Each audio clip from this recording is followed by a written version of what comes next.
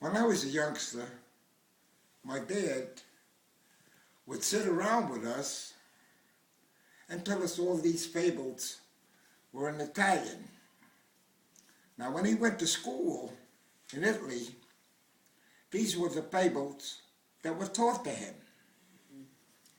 It seems one of the fables went like this. A father had 4 sons, and he got very depressed and he got sick and he ended up in the hospital. So every night, these 4 sons would go to the hospital and visit with the father.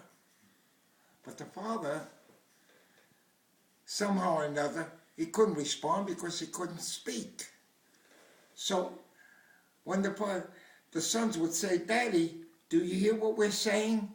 The father would just take his hands and he would make a motion with 2 fingers, like this. So this went on for a few weeks. So as he got stronger and better to the point where he could speak, and the sons used to come to the hospital and visit.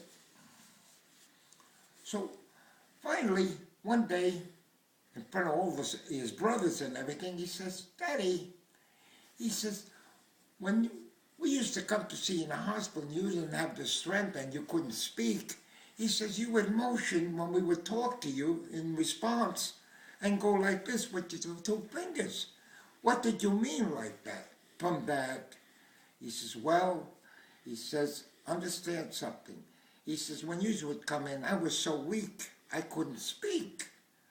But if you're asking me what the meaning was, is at that time I didn't have the strength, so I would go with my fingers like this.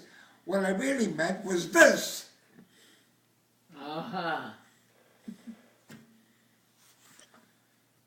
And that's the end of the proverb.